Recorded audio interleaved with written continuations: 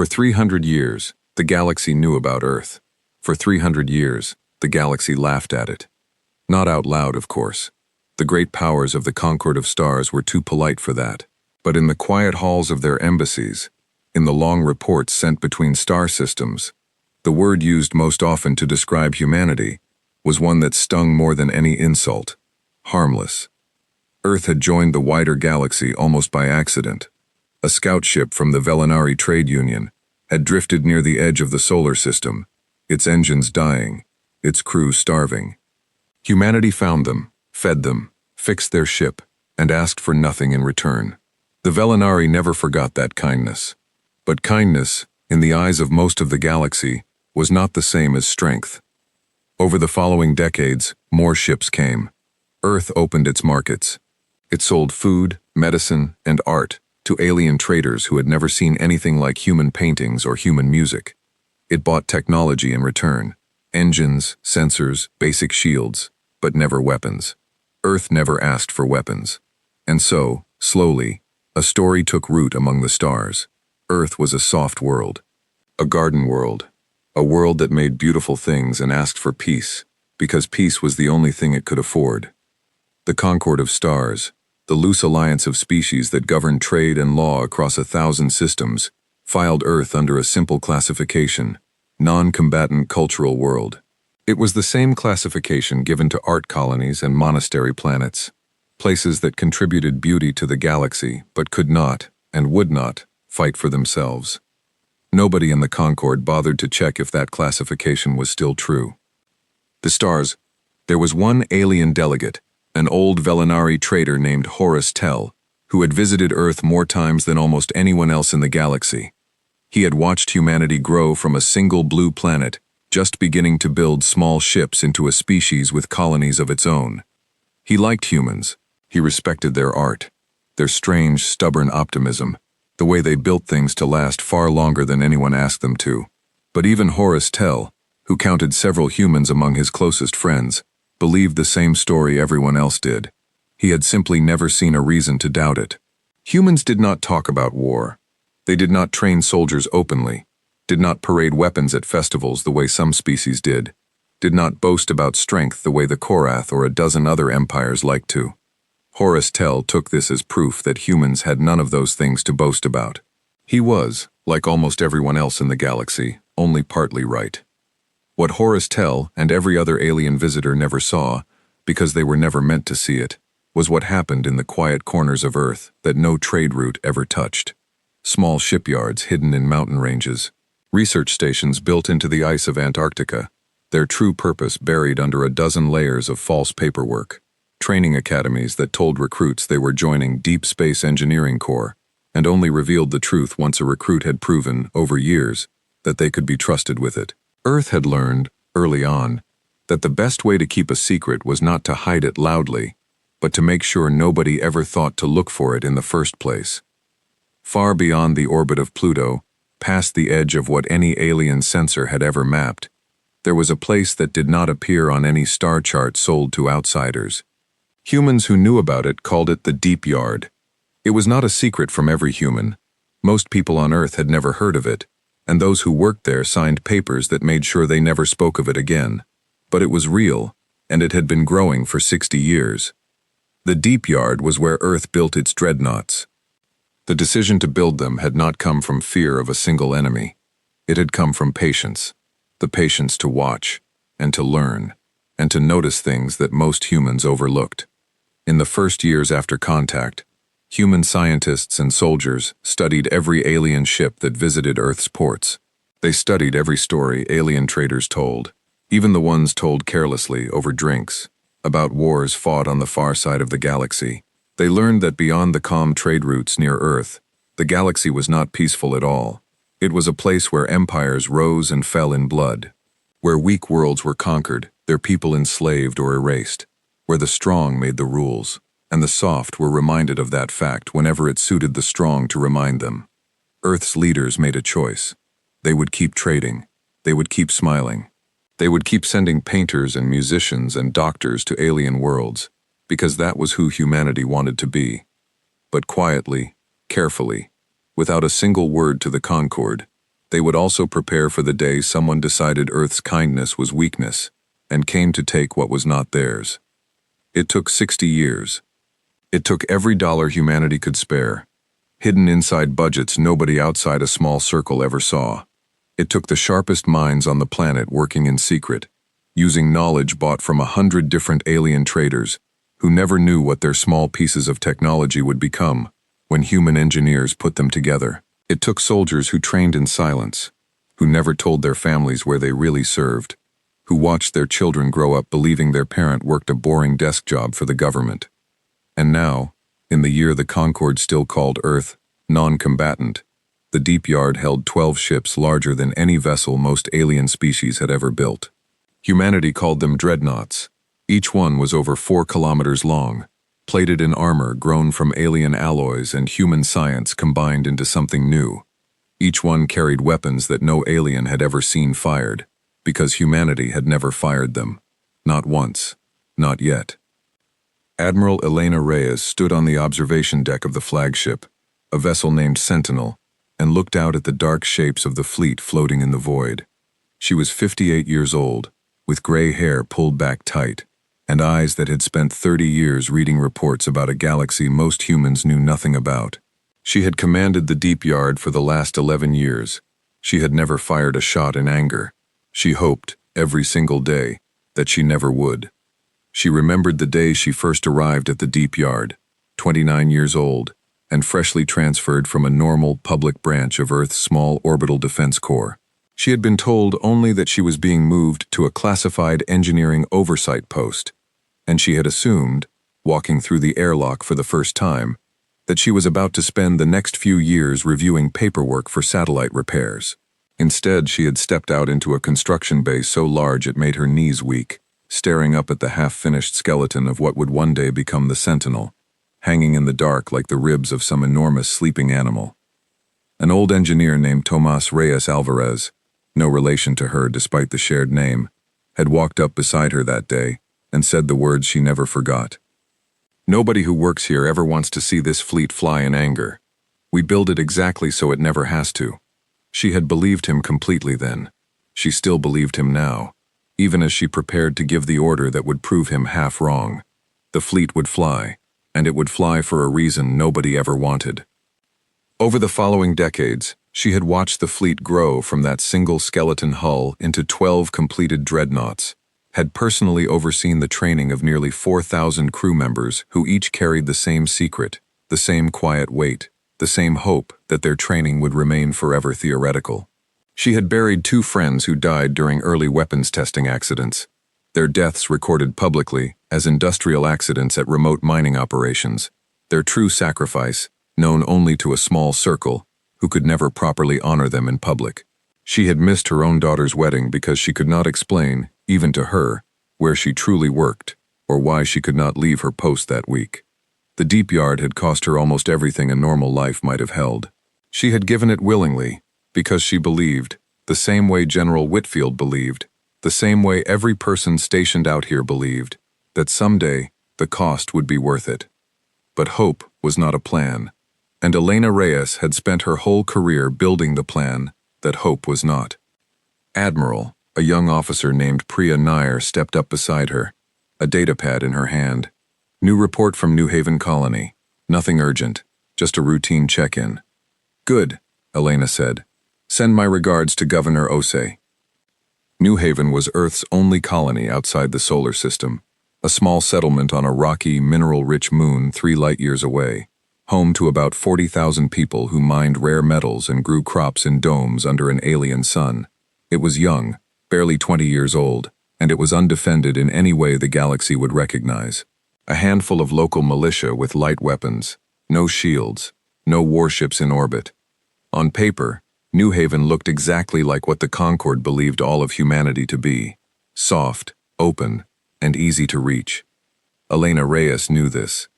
It was the one part of the plan that had always worried her. Earth itself was protected. The Deep Yard fleet could reach the solar system in hours if needed. But New Haven was far away, and a fleet that stayed hidden could not also stay close to every human settlement in the galaxy. She had argued for years that New Haven needed real defenses. She had been told again and again that moving warships to New Haven would break the secrecy that had taken 60 years to build. The colony would have to defend itself, for now, with what it had. Elena looked out at her silent fleet and hoped that decision would never be tested. 400 light-years away, in a system burning under 3 red suns, Grand Marshal Threk Vasnor of the Korath Dominion sat at the head of a long black table and listened to his officers argue about a planet he had never heard of before that morning. The Korath Dominion was not part of the Concord of Stars. It never had been.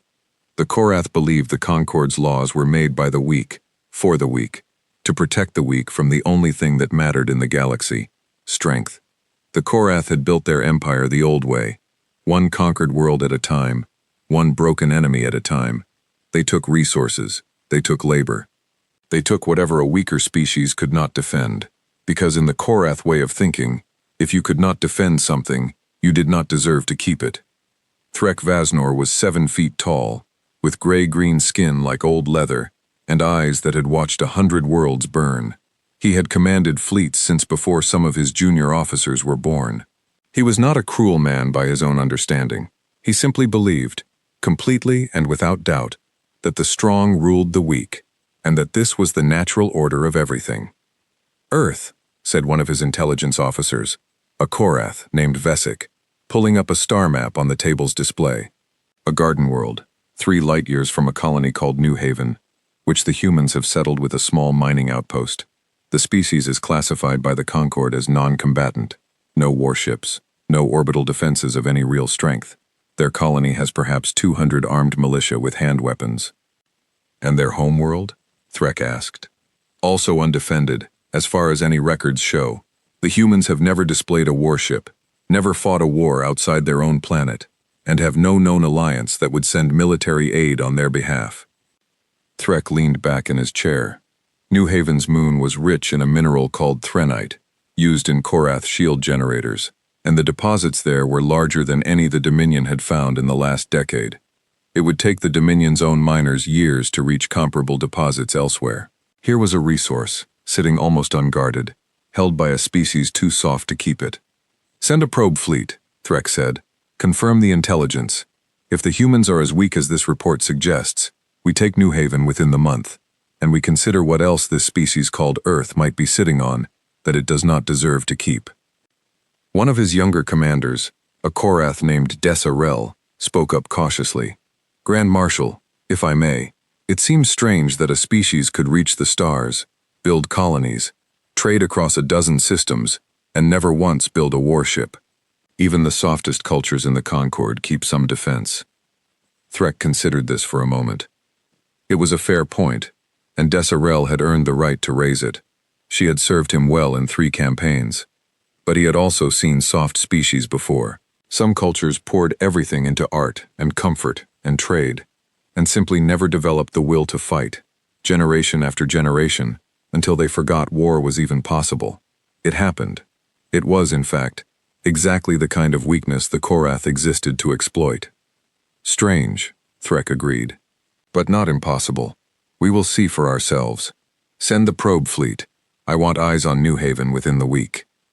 The Concord of Stars held its meetings in a station called Halcyon Spire, built at the center of a nebula, so that ships from 100 species could reach it in roughly equal time. It was here, in a great circular chamber ringed with seats for every member world, that Earth's ambassador, a man named Marcus Chen, spent most of his working life. Marcus was not a soldier. He did not know about the Deep Yard, or about Admiral Reyes, or about the 12 Dreadnoughts waiting beyond Pluto. Very few people did. Marcus was a diplomat, chosen for his patience and his skill with languages, and he had represented Earth at the Concord for 9 years. In that time, he had grown used to a particular kind of conversation, one where alien delegates spoke to him kindly, almost gently, the way an adult might speak to a clever child.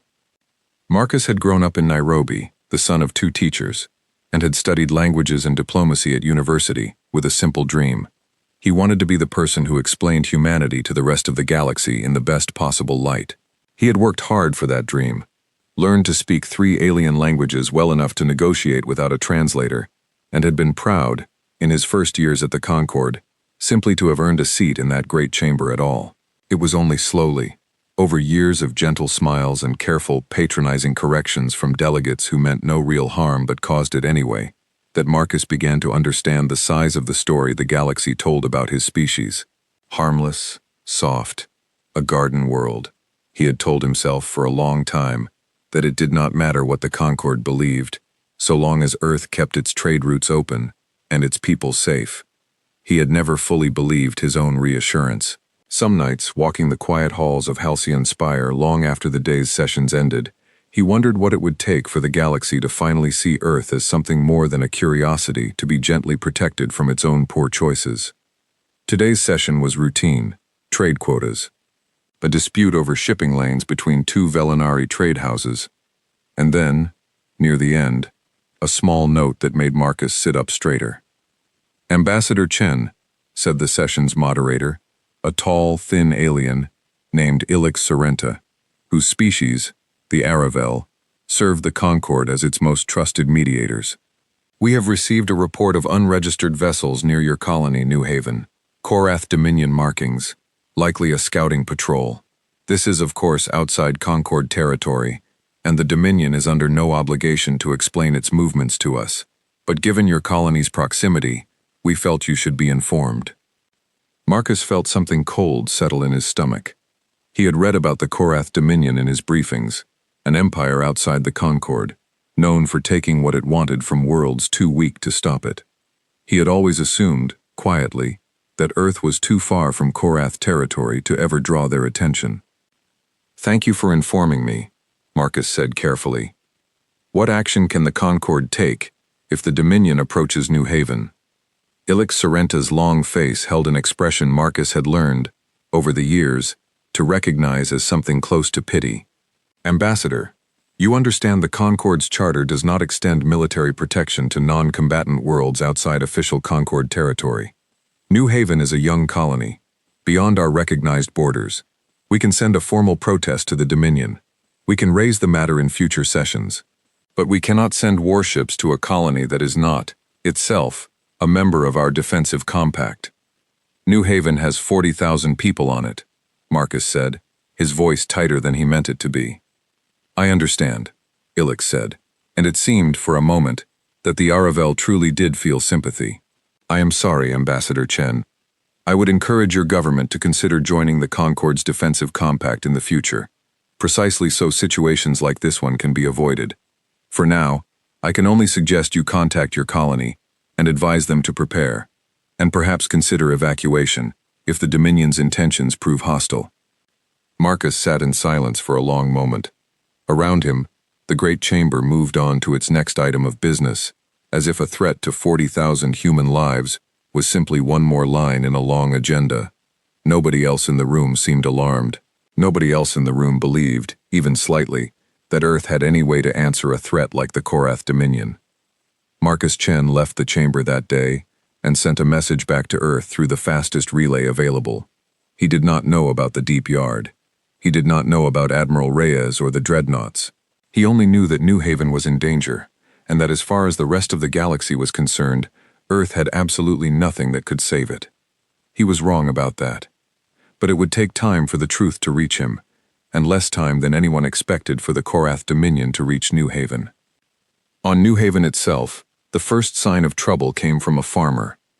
Osei Adeyemi had lived on New Haven for 18 years, one of the original colonists who had arrived when the domes were nothing but empty shells and the mining tunnels were still being dug by hand-guided machines. He was governor now, elected 3 times by a colony that trusted him, because he had never once asked for more than his neighbors had. He still kept a small plot of land near the edge of Dome 3, where he grew tomatoes that did not taste quite right under the alien sun, but reminded him of home all the same. New Haven had been Osei's whole world for nearly 2 decades. He remembered the first ship landing, the cheers of 100 colonists stepping out onto rock that had never felt a human boot before, the long, hard years of digging tunnels and raising domes with equipment that broke down constantly and had to be repaired with whatever spare parts alien traders would sell them cheapened. He remembered burying the colony's first 2 deaths, a mining accident in year 3, and how the whole settlement had gathered in silence afterward, a small huddled crowd of people, who had left everything behind on Earth to build something new together. New Haven was not just a colony to Osei. It was proof that ordinary people, given enough patience and enough stubbornness, could build a home out of nothing at all, 3 light years from everything they had ever known. It was Osei's neighbor, a young man named Theo who worked the outer sensor relay, who came running across the dome at dawn with a look on his face that made every tomato plant in Osei's garden suddenly feel very unimportant. "Governor," Theo said, out of breath. "Ships, 3 of them. Just past the edge of our sensor range, moving slow, like they don't want us to notice them yet. But we noticed." "What kind of ships?" Osei asked, though some tired, worried part of him already suspected the answer would not be good. "Not traders," Theo said. "Not Concord markings either. I checked the registry the ambassador's office sent us last year, the one with all the ship types we might see out here. These match the profile for Korath Dominion scout vessels." Osei felt the morning air turn cold, even though the domes kept the temperature exactly the same as it had been an hour ago. New Haven had a militia, 200 people, give or take, trained on weekends, armed with rifles and a handful of light defense turrets, bought second-hand from a Velinari trade house. It was enough to stop bandits, or wild animals, or the occasional drunk miner who had too much to drink and too much anger to spend it on. It was not enough to stop a warship. Everyone on New Haven knew that. It had simply never seemed like something they needed to worry about, out here at the quiet edge of human space, where nobody in the wider galaxy had ever bothered to look twice. "Send word to Earth," Osei said. "Emergency channel. Tell them what we saw. And Theo, get the militia captains together. I want everyone who can hold a rifle ready within the hour." Theo nodded and ran off toward the communications hub. Osei stood alone in his garden for one more moment, looking up at the dome's transparent ceiling, at the 3 red-tinted stars burning faint and distant in New Haven's sky, wondering if somewhere out there, the ships Theo had seen were already turning toward home. He did not know about the deep yard either. Nobody on New Haven did, as far as the 40,000 people living under those domes understood.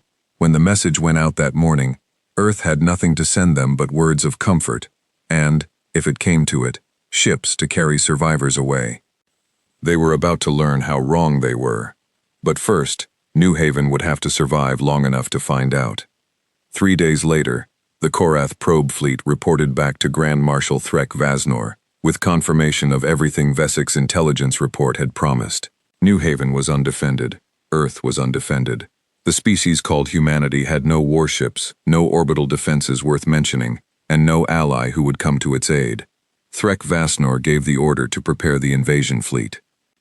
Far beyond Pluto, in the silent dark of the deep yard, Admiral Elena Reyes received a priority message that made her set down her coffee and stand very still for several seconds before she moved. New Haven had sent a distress call. Unknown warships, Korath Dominion markings, approaching the colony. The 60 years of silence were about to end. Elena Reyes stood for a moment longer, looking out at the 12 dark shapes floating silently beyond the viewport, ships that had waited so long for a purpose that some of the younger crew aboard had privately begun to wonder if that purpose would ever come. She thought of Tomas Reyes Alvarez, long retired now, living quietly on a small farm in the hills above what used to be his shipyard post, who had told her all those years ago that nobody who worked here ever wanted to see the fleet fly in anger. She thought of the 2 friends she had buried during early testing, whose true sacrifice had never been publicly honored. She thought of 40,000 people on New Haven who had gone to sleep the night before, believing themselves safe, only to wake up to warships in their sky. There would be time later to grieve the end of 60 years of careful silence. There would be time later to wonder what the galaxy would think of humanity once the truth came out. Right now, there was only one thing that mattered. Elena Reyes turned to the young officer beside her. "Priya," she said, "wake the fleet. All 12 ships. We are going to New Haven." The Korath invasion fleet arrived at New Haven on a morning that started, for most of the colony, like any other. Miners rose before dawn to begin their shifts in the extraction tunnels beneath Dome 3. Farmers checked on crops growing under artificial light in Dome 1. Children gathered for lessons in the small schoolhouse near the colony's center, taught by a retired engineer named Priyanka Mehta who had come to New Haven 15 years earlier and never left. None of them yet knew that the calm, ordinary rhythm of their lives was about to be interrupted in a way none of them had ever prepared for. There were 20 ships in the fleet, nothing compared to the size of a full Dominion war effort, because Grand Marshal Threk Vasnor had not thought he needed more than that. 20 ships against a colony with no warships of its own seemed, to him, an almost embarrassing amount of force. He had sent that many mostly out of habit, the way a careful hunter brings more rope than he thinks he will need. The lead ship, a heavy cruiser named Threk's own flagship, dropped out of its faster-than-light corridor at the edge of New Haven's system and immediately opened a channel to the colony below. Threk Vasnor believed in giving weak worlds one chance to surrender before the fighting began. It was not mercy exactly. It was efficiency. Dead miners could not work threnite deposits. Living, obedient miners could. People of New Haven, Threk's voice rang out over every channel the colony's communications hub could receive, deep and slow and utterly without doubt. This world and its resources now belong to the Korath Dominion. Surrender your colony intact, and your people will be permitted to live and work under Dominion rule. Resist, and you will be removed, so that others may take your place. In the governor's office beneath Dome 1, Osei Adeyemi listened to those words with his hands pressed flat against his desk, trying to keep them from shaking. Around him, militia captains and dome supervisors waited for him to speak.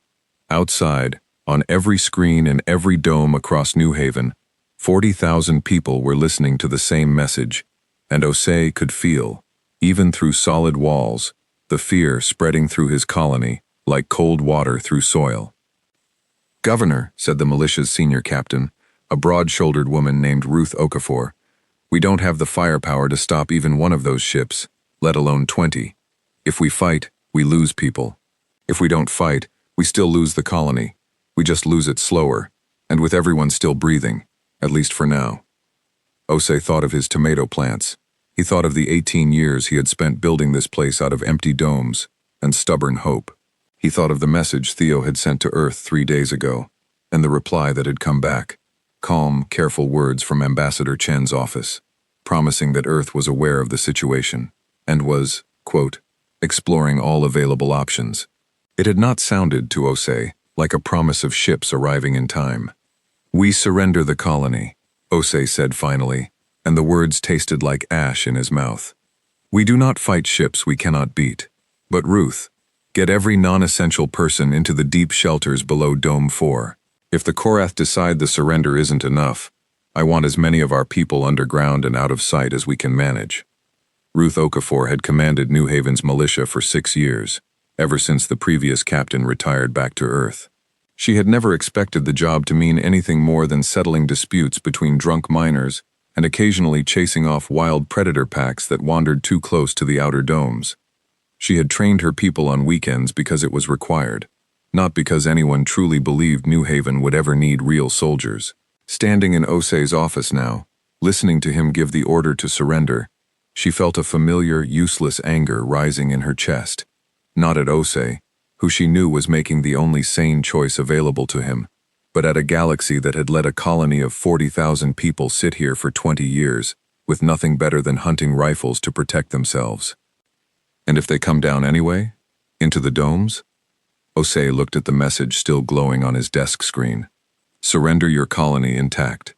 Then we hold what we can, for as long as we can," he said, "and we pray Earth gets here before it matters."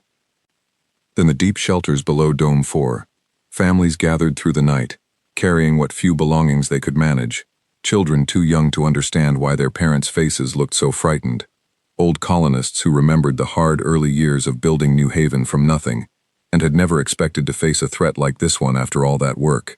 A young mother named Fatima Idris sat with her 2 children pressed against her sides, telling them a quiet story about Earth, a planet neither of them had ever seen, describing it as a place so safe that nobody there ever had to worry about ships in the sky.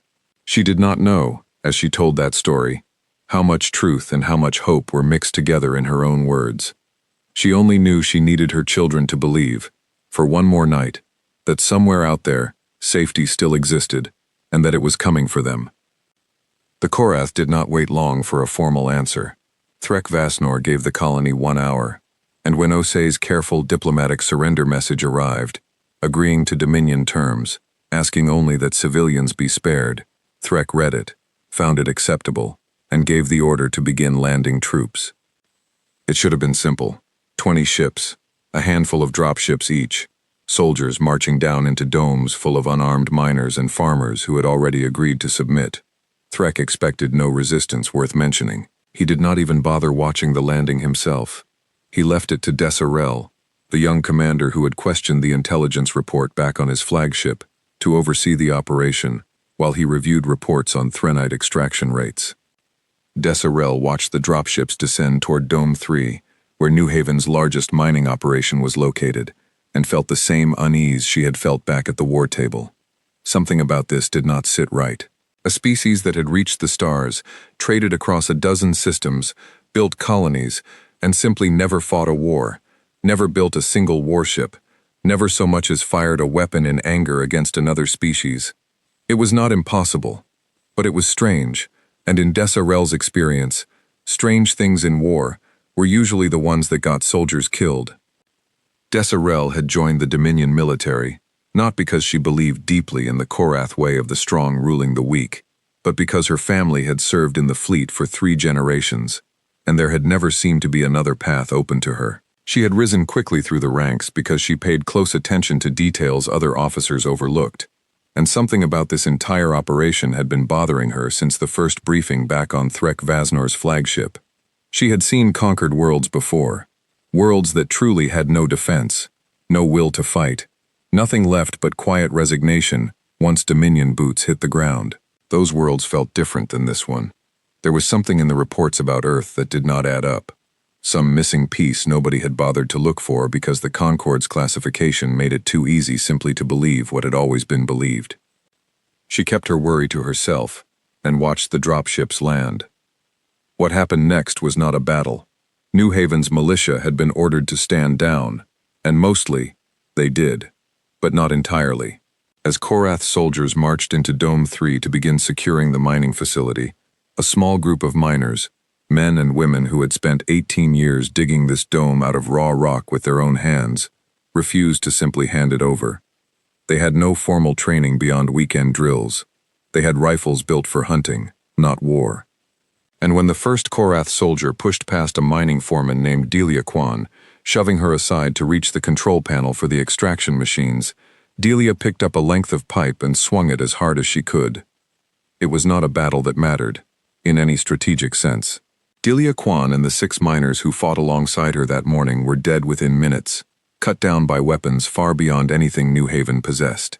But their resistance sent a message that Desirel noted carefully, even as she reported the incident to Threk Vasnor, as nothing more than minor local trouble, fully contained. Humans, unarmed and hopelessly outmatched, had still chosen to fight rather than simply kneel. Threk Vasnor read the report and dismissed it without much thought. Every species had a few fools willing to die for nothing. It changed nothing about his assessment of Earth as a whole. New Haven was his. The Threnite deposits were his. Within a week, Dominion mining crews would begin the work of stripping the moon of everything it had to offer, while its human population labored under Dominion oversight, and Threk Vasnor turned his attention to the next question on his mind. What else did this soft, undefended species called humanity possess that the Korath Dominion might find useful? Threk Vasnor had not always been so certain of his own beliefs. As a young officer, decades earlier, he had served under a commander who taught him that mercy toward the weak was simply another word for weakness itself, and that a true leader took what the galaxy offered without apology, because the galaxy respected nothing else. Threk had watched that commander conquer 6 worlds over a long and brutal career, had watched him die peacefully in his own bed, celebrated as a hero of the Dominion. It had shaped everything Threk Vasnor believed about how the galaxy truly worked. Soft species existed to be absorbed by stronger ones. It was not cruelty in his mind. It was simply the order of things. The same order that had let the Korath Dominion grow from a single war-torn homeworld into an empire spanning dozens of systems. He had never once, in 40 years, encountered evidence that made him question that order. He was about to. He gave the order to send a small detachment of ships toward the Sol system itself, to observe Earth directly, and confirm what the reports already suggested. It seemed to Threk Vasnor like a formality, nothing more. He had no idea he was sending those ships directly toward the one place in the galaxy where humanity had spent 60 years preparing for exactly this moment. Beyond Pluto, in the deep yard, Admiral Elena Reyes stood on the bridge of the Sentinel and watched the tactical display fill with red markers, the confirmed positions of Korath ships now sitting in orbit around New Haven, and a smaller cluster of markers breaking away, moving on a course that led, unmistakably, toward the solar system. They took the colony, Priya Nair said quietly, reading the latest report from what remained of New Haven's communications network. Governor Adeyemi's surrender was accepted. Casualties are lower than they could have been, but not zero. 7 dead in an incident at Dome 3. The rest of the colony is under Dominion occupation. Elena Reyes closed her eyes for a moment. 7 names. 7 people who had woken up that morning expecting an ordinary day and had ended it dead on the floor of a mining dome, because Earth's carefully guarded secret had left them with nothing to defend themselves but pipes and hunting rifles. She had known, in the abstract, that this day might come. She had spent 11 years running drills for it, writing contingency plans for it, losing sleep over it. Knowing it in the abstract had not prepared her for the weight of 7 names on a casualty report, or for the anger that rose in her chest, sharp and cold, when she read them. "Get me a direct line to Earth Defense Command," she said. "Priority override. I need authorization to move." It took 11 minutes for the response to come back. 11 minutes that felt, to Elena Reyes, like 11 years. When it finally arrived, it came not as a written order but as a live transmission from General Marcus Whitfield, the head of Earth Defense Command, a stocky, silver-haired man who had helped design the very first Dreadnought hull 3 decades earlier, back when the whole program was still a rumor, whispered between a handful of governments. "Elena," Whitfield said, his face grim on the screen. "You've seen the reports." "I have," Elena said. "New Haven is occupied. Korath ships are moving toward Sol. General, I am requesting authorization to deploy the full fleet, retake New Haven, and end this before it reaches Earth's front door." Whitfield was quiet for a moment, and Elena understood why. This was the decision every leader involved in the Deep Yard program had dreaded for 60 years, the moment when the secret would end, when the galaxy would learn, all at once, exactly what humanity had been building in silence. There would be no taking it back after this. Every choice from this point forward would be made in full view of a galaxy that had spent 300 years believing Earth was harmless. "Once you move," Whitfield said, "there's no undoing it. The Concord will know. Every alien government with a ship near Sol will know. We go from being the soft, easy species everyone underestimates to being an unknown power that just revealed 12 dreadnoughts out of nowhere. Some of our trade partners are going to be very unhappy about being kept in the dark this long." "General," Elena said, and her voice was steady, though her hands, resting on the edge of the console, were not quite still. 7 people are dead on New Haven because we chose to stay hidden instead of standing beside our own colony. 40,000 more are living under occupation right now. I understand what happens to our reputation once we move. I am telling you, with respect, that I do not care. We built this fleet to protect human lives. It is time to do that job." There was a long silence on the line. Then Whitfield nodded, once, sharply. "The President agrees with you," he said. "You have full authorization, Admiral. Retake New Haven. Protect Earth. And Elena, try to bring everyone home." Whitfield's face lingered on the screen a moment longer. "One more thing, Elena. Once the Concord learns what we've built, there will be delegations, hearings, probably no small amount of anger from species who feel we lied to them by staying quiet. I'll handle that fight from here. Your job is simpler and harder. Win the battle in front of you and bring our people home."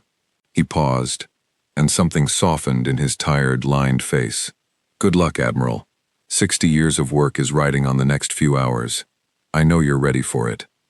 "Yes, sir," Elena said, and for the first time in 11 years, felt something that was almost like relief, mixed with a fear so large it had no easy name.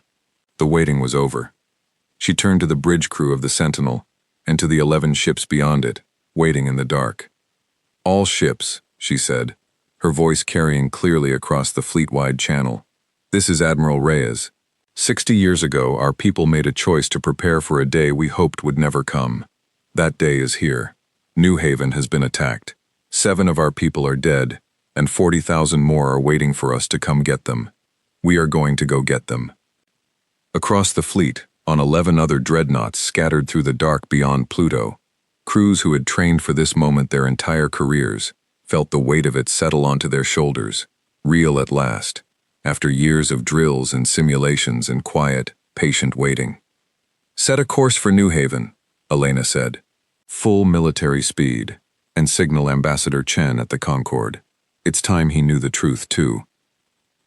Marcus Chen was in the middle of a trade dispute hearing when the message came through, marked with a priority code he had never seen before in 9 years of service. He excused himself from the chamber, stepped into a private comm room, and opened the transmission with hands that went still with shock the moment General Whitfield's face appeared on the screen. Ambassador Chen, Whitfield said, I need you to sit down for this. Marcus sat. What Whitfield told him over the next 10 minutes rewrote everything Marcus Chen thought he understood about his own government, his own planet, and the 9 years he had spent quietly enduring the Concorde's gentle, patronizing pity, the Deep Yard, the Dreadnoughts. 60 years of secret preparation, a fleet, 12 ships strong, already moving to retake New Haven from the Korath Dominion.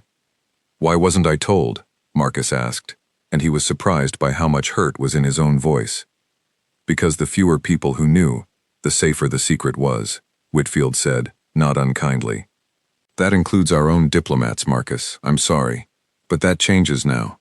You're about to become the most important ambassador humanity has ever had. Because in the next few hours, the entire Concorde is going to learn exactly what Earth has been hiding, and they are going to have a lot of questions. I need you to be ready to answer them. Marcus sat in the small comm room for a long moment after the transmission ended, staring at his own reflection in the dark screen. He thought about Ilix Sorrenta's kind, pitying expression at the last session.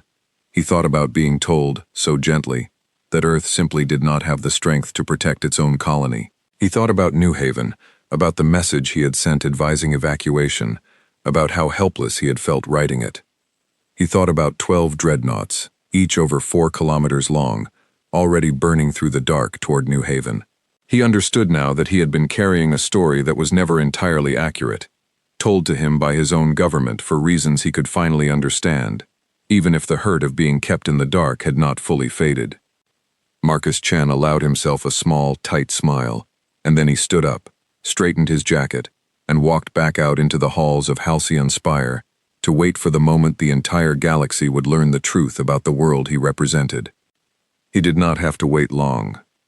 The Korath detachment moving toward the solar system, 3 ships, sent by Threk Vasnor as little more than an afterthought, was the first to feel the silence end.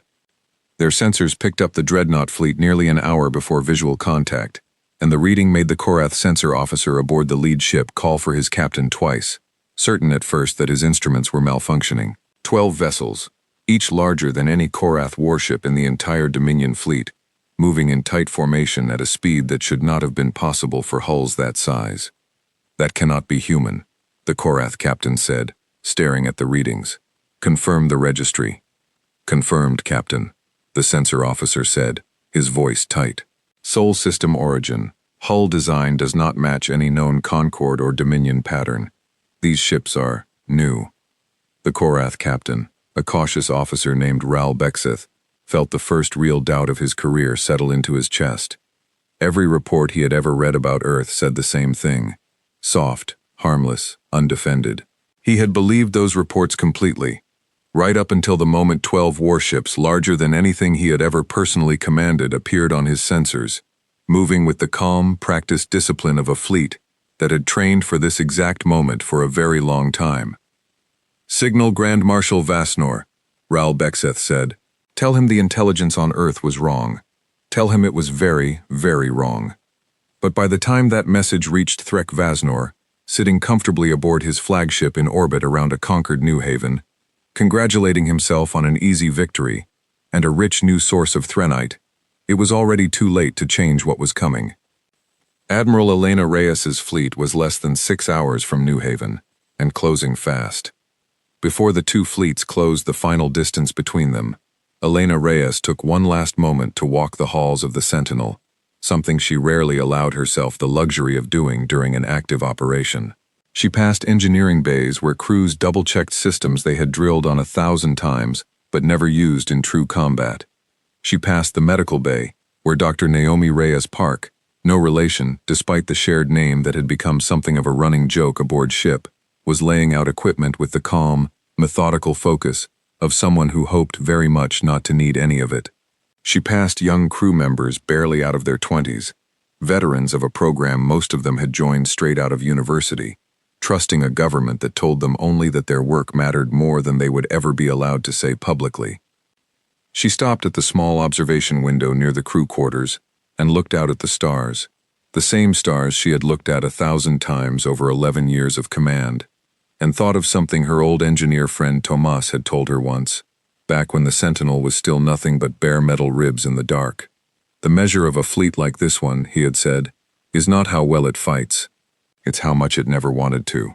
She held on to that thought as she made her way back to the bridge, past crew members who nodded to her with quiet, steady respect, every one of them carrying the same understanding, that whatever happened in the hours ahead, they were not fighting for glory, or conquest, or the kind of pride that had driven Threk Vasnor across 100 campaigns. They were fighting to bring their own people home, and to make sure a thing like New Haven never happened to Earth again. The silence, after 300 years, was finally, completely over. Grand Marshal Threk Vasnor received Captain Ral Bexeth's warning while he was reviewing Threnite extraction charts, and his first reaction was not fear, it was mild annoyance. Threk had spent the last 2 days planning the logistics of stripping New Haven's moon of its mineral wealth, working out shipping schedules to move the first loads of Threnite back toward Dominion territory, already imagining the praise he would receive from the Dominion's ruling council for delivering such a valuable resource with so little cost. The warning about unknown human ships felt, at first, like an unwelcome distraction from a victory he had already begun to celebrate in his own mind. 12 ships, the message said, larger than anything in the Dominion fleet, moving with disciplined formation toward New Haven at high speed. Threk read it twice, and both times, some old, careful part of his mind, the part that had kept him alive through 3 campaigns and 40 years of service, told him this was not a message to dismiss.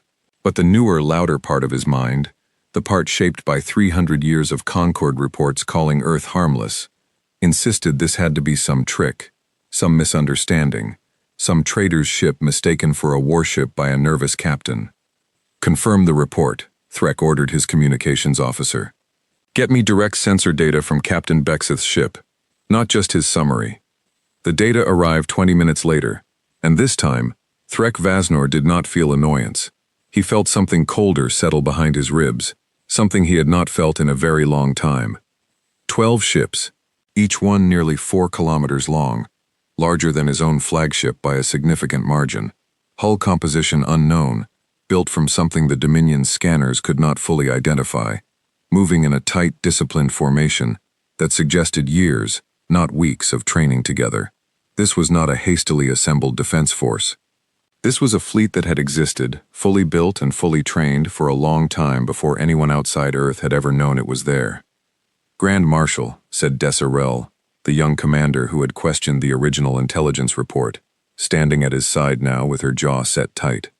I did say the intelligence seemed strange. You did, Threk admitted. And for a man who rarely admitted anything, the words cost him more than Desirel would ever know. What is their estimated time to New Haven?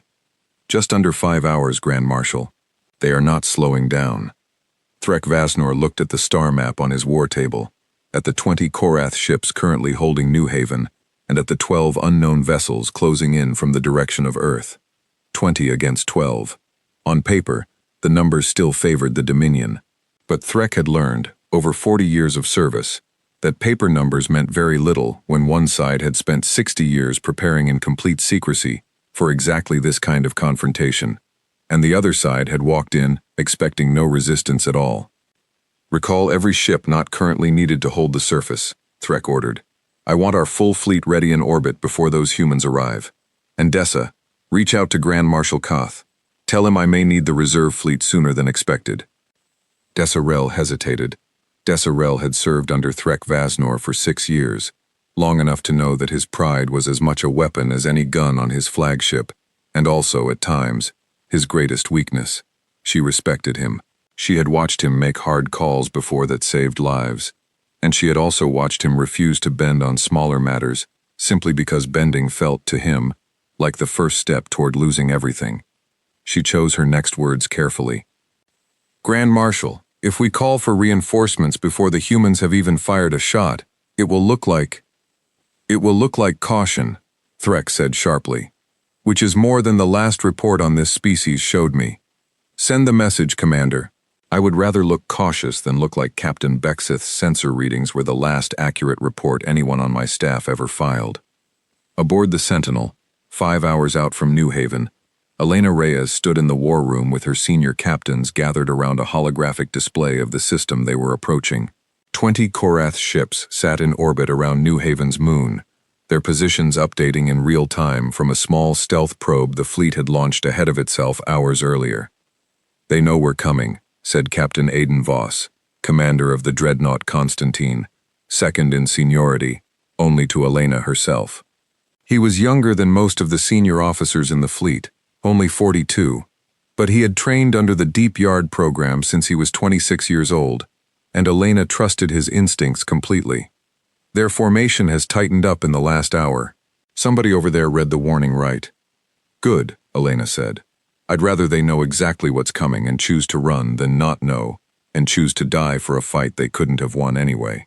She looked around the table at her captains, 11 of them, each commanding a ship as large as a small city, each one carrying weapons that had never once been fired outside a testing range hidden deep in the asteroid belt.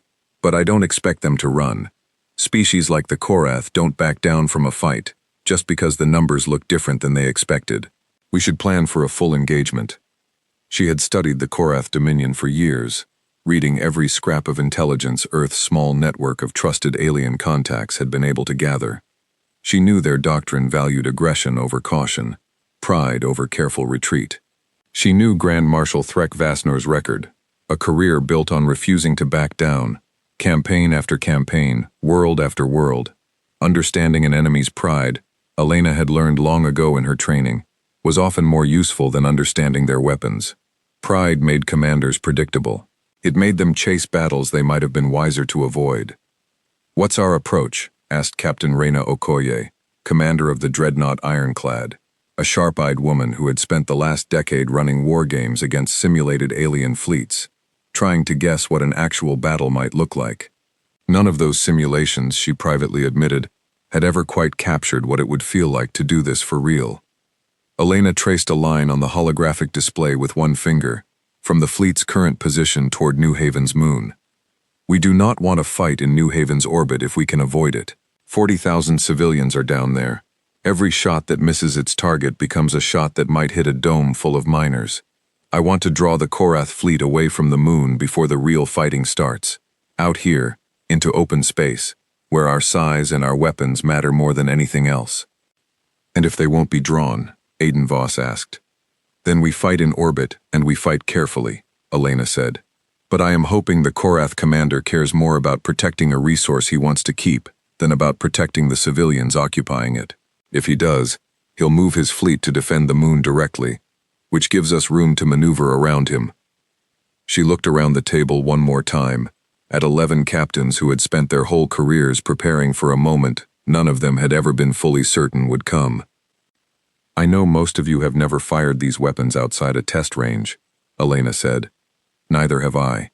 We built this fleet in secret. We trained in secret. And today, for the first time, the galaxy is going to see what 60 years of quiet work actually looks like. I trust every person on every ship in this fleet. I trust the ships themselves. Follow your training, watch out for each other, and remember, we are not here for conquest. We are here to bring our people home. Keep that in your mind, whatever happens today." Captain Reyna Okoye lingered a moment after the others had gone, catching Elena's eye across the empty war room. The two women had served together for nearly a decade, ever since Reyna transferred into the Deep Yard program from a public research post studying alien ship designs. "You've been planning for this exact scenario for years, haven't you?" Reyna said. It was not quite a question. "Every version of it I could imagine," Elena admitted. "I never wanted to be right about needing the plans, but I'm glad we have them." "We'll bring everyone home, Admiral," Reyna said, and there was no doubt in her voice, only the calm certainty of someone who had trained too long and too hard to let fear take the place of preparation. "New Haven, and every crew member on every ship in this fleet." Elena allowed herself a small, tired smile. "That's the mission, Captain. Let's go do it." The captains nodded, one by one, and returned to their ships to prepare their crews for a battle none of them had ever fought before, but all of them had trained for since the day they first volunteered for a program they were told, at the time, they could never speak of again. The two fleets came within visual range of each other 4 hours and 50 minutes after Threk Vasnor first read the warning from Captain Bexeth, and for a long, strange moment, both sides simply looked at each other across the dark. Word of the standoff had already begun to spread far beyond the two fleets themselves. A Velinari trade convoy passing through a neighboring system picked up faint sensor echoes of the gathering forces and immediately altered course, unwilling to risk being caught near what looked increasingly like the opening moves of a serious battle. Word reached a small Concord listening post 2 systems away within the hour, and from there, encrypted reports began working their way back toward Halcyon Spire, each one a little more detailed than the last, each one adding to a picture that would soon reach every corner of Concord space. A human fleet, larger and stranger than anything on record, standing its ground against a Korath Dominion war party. On the bridge of the Sentinel, Elena Reyes watched the tactical display fill with the full shape of the Korath fleet, 20 ships, arranged in a defensive formation around New Haven's moon, their weapons already charged and ready. On the bridge of Threk Vasnor's flagship, the Grand Marshal watched 12 human dreadnoughts arrange themselves in a wide crescent formation at the edge of the system, close enough to be seen clearly, far enough to keep New Haven itself out of the immediate line of fire. For a long moment, neither side fired. It was, in its own strange way, a kind of conversation. Two fleets, sizing each other up, each commander trying to read the intentions of the other through nothing but formation and distance, and the silent, patient discipline of ships holding position. Aboard the Sentinel, Priya Nair watched the sensor readouts update in real time, cataloging every Korath vessel's weapons signature, shield strength and hull configuration, feeding the data into a tactical model the fleet had refined over a decade of simulated engagements. Aboard Threk Vasnor's flagship, Korath sensor officers did the same, though with far less data to work from. Earth ships were still, in most ways, a mystery to them, their capabilities guessed at rather than known. "They're keeping their distance from the moon," Desirel observed, "trying to protect the colony." "Then we hold our position and force them to come to us," Threk said. "If they want New Haven back, they will have to fight for it on ground I have already chosen." Elena Reyes, watching the same standoff from the other side, understood exactly what Threk Vasnor was doing, and it did not surprise her. She opened a channel, a standard universal frequency that any species with Concord-compatible communications equipment could receive, a frequency Earth had used for peaceful trade for 300 years and was about to use for something very different. "Korath Fleet," Elena Reyes said, her voice calm and clear across the open channel, broadcasting not just to Threk Vasnor's ships but, she knew, to every listening post in a dozen nearby systems, to the Concord itself, to the entire galaxy that had spent 3 centuries believing Earth had nothing like this to offer. "This is Admiral Elena Reyes of the Earth Defense Fleet. You are occupying a human colony that does not belong to you. I am giving you the chance the Concord's charter says every species deserves before a conflict begins. Withdraw your forces from New Haven, release the colony back to its people, and leave this system. Do this, and no further blood needs to be spilled today." On his own bridge, Threk Vasnor listened to the human admiral's voice, steady, unafraid, carrying none of the soft uncertainty he had expected from a species the Concord itself called harmless, and felt that cold feeling behind his ribs grow sharper. He had heard voices like this before, in his 40 years of service. He had heard them from enemy commanders on worlds the Dominion later conquered anyway. voices full of confidence right up until the moment their fleets broke and their cities burned. He told himself, standing on his own bridge, that this was no different. Confidence was cheap. Any commander could sound steady before the first shot was fired. What mattered was what happened after, when weapons actually met shields, when theory became fact. Threk Vasnor had built his entire career on that lesson, and he was not about to abandon it now because one human admiral's voice happened to carry more weight than 3 centuries of Concord reports had led him to expect. But Threk Vasnor had built a 40-year career on never backing down from a fight, no matter how the numbers shifted, no matter how the other side sounded. He had 20 ships. He had reinforcements on the way. Even now, racing toward New Haven from the Dominion's nearest staging point. He had never, not once in his career, retreated from a species the Concord had classified as weaker than his own. He was not going to start today, no matter how strange the human admiral's voice had sounded. "Admiral Reyes," Threk said, opening a return channel, his own voice deep and steady, betraying none of the doubt now sitting heavy in his chest. "The Korath Dominion does not recognize the authority of the Concord's charter, and we do not recognize a claim to territory from a species that never defended it until today. New Haven belongs to the Dominion now. If you wish to test whether your ships are as impressive as they appear, you are welcome to try." Elena Reyes closed the channel and looked around the bridge of the Sentinel at the crew who had trained for this moment for years, who had never expected to actually hear those words spoken back to them across the dark. "Well," she said quietly, "we tried the easy way." She turned to her tactical officer. "Signal the fleet. Begin the draw maneuver. Let's see if the Grand Marshal is willing to leave his moon undefended to come chase us." "Good," Elena Reyes said quietly. "Let's see if the Grand Marshal is willing to leave his moon undefended to come chase us." Aboard the Constantine, Captain Aidan Voss watched the same maneuver unfold on his own tactical display and allowed himself a brief, tight smile. He had run this exact scenario in simulation more times than he could count, playing the role of a proud, aggressive enemy commander, determined not to let a smaller force dictate the terms of engagement. It was strange, and a little unsettling, to watch Threk Vasnor behave so precisely the way years of training had predicted an enemy like him would behave. It gave Aidan a small, grim comfort, proof that the endless hours of preparation had been aimed at something real after all. Aboard his flagship, Threk Vasnor watched the human fleet begin a slow, deliberate movement away from New Haven's moon, curving out toward open space, and understood immediately what Admiral Reyes was trying to do. She wanted to fight where the fight would not endanger the colony below. It was, Threk thought, a strangely careful strategy for a species he had been told did not know how to fight at all. He considered holding his position, forcing the humans to either abandon their attempt to retake New Haven or come to him on ground he controlled. But Threnite deposits were not going anywhere, and Threk Vasnor had a reputation to protect. A reputation built on never letting an enemy dictate the terms of a battle. If the humans wanted to fight in open space, he would show them that it made no difference where the fighting happened. The Dominion would win regardless. He weighed the numbers one more time in his mind, the way he had weighed them before every major engagement of his career.